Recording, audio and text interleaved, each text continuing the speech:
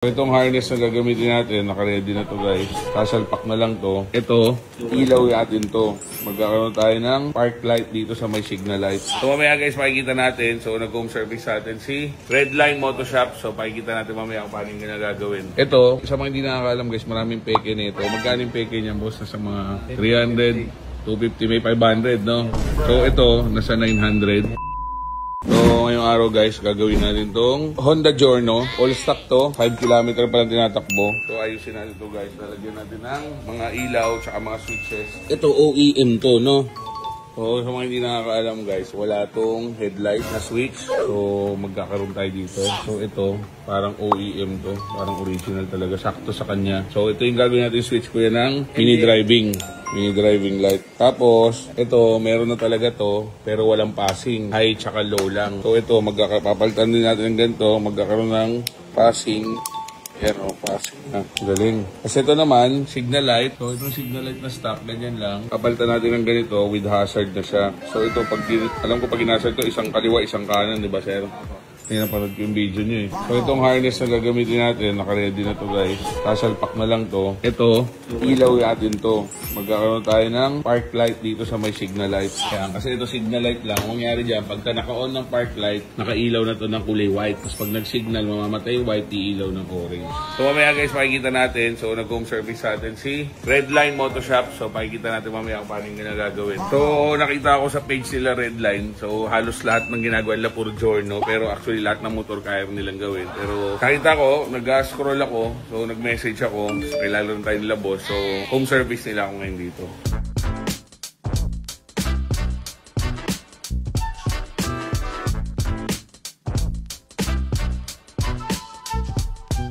So, wala tayong ihiwain na wire. Wala ba? So, yung warranty, wala silang ibo-void, no? Positive, tapos negative. Tapos kukuha lang itong supply dito sa para pagpatay po yung susi nyo. Wala nang, hindi na andar. Wala nang supply.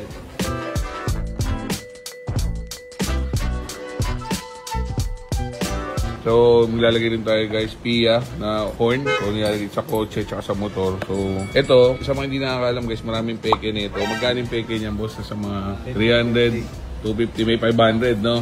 So, ito, nasa 900. Oh, pero ito, origjo. Siyempre, iba tunog na ito. Marinig natin mamaya. Tsaka merong barcode na may QR code. So, yan. So, hindi naman sanay tumingin ng ganyan, mas okay na pagka nagpakabit kayo kay Redline, sa kanila na rin kayo bumili. At least sila, alam nila kung paano tumingin ng original tsaka sa fake. Ito na yung ating PIAA na horn. So, nakamount na dyan. Tapos, naka-harness na rin na maayos. Andyan na rin yung mga switch. Yung stock na switch. Ito na yung pinalit natin with hazard. Ito, wala ito na kanina. Ngayon meron na. A few moments later. So, tapos na guys. Nakabit na nila. So, parang stock pa rin. Walang nagbagong iba. Mapapansin nyo ito, nagpantay ng bulb.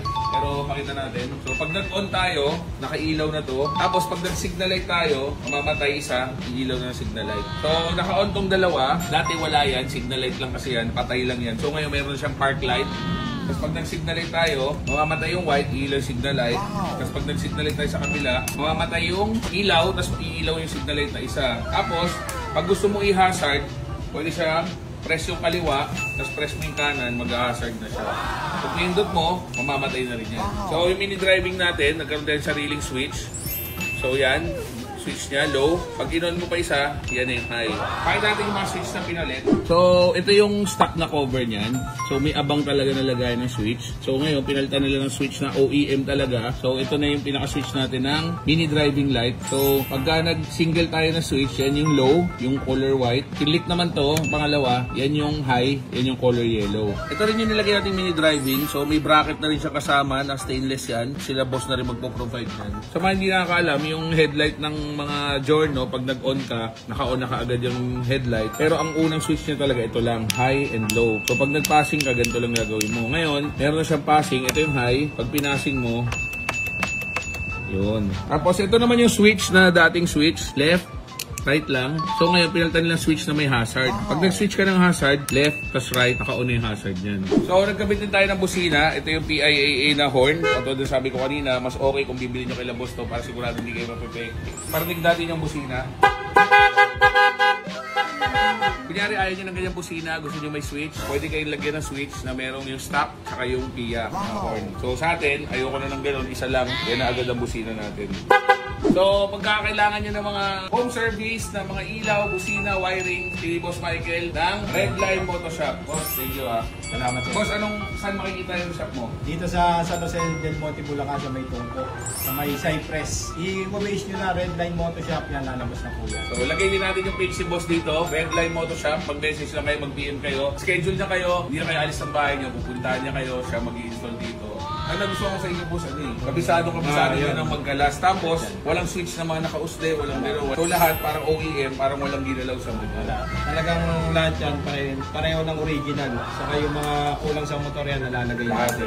So, hindi lang yung Giorno, no? Ay, di Giorno, pati yung mga ibang scooter, kamukha ng Yamaha, NMAX, AGP. Lahat ng mga bagong labas na motor yan, ginagawa po. So, kasi hindi lang Honda Giorno, lahat ng scooter, lahat ng motor na small bikes, kahit big bike, basta kaya nilang maklasin, mag-guide sila, kaya nilang gawin yun. Boss, thank you ulit. Salamat sir sa tiwala. Pero boss, may papagawa pa ako sa isa. So, yung CF Moto ko, may papalagay akong gold runway. May gold runway ako na ilaw dito, tsaka busina na Denali. So, palalagyan ko yung CF Moto kasi nadidiliman ako eh. Mini driving lang nilagay ko doon. Pwede na rin, pero kulang pagka matulin tsaka long ride. So, all good sa tayo guys. Alis na sila. Boss, thank you ha. Salamat. So, pag kailangan nyo ng mga home service guys, message nyo siya. Lagyan natin yung page na dito. All goods. Nalagyan din namin ng ilaw tong CF Moto 450 MT. Tapos natuwa talaga sa Giorno. May ilaw, may busina na malakas. Let's go.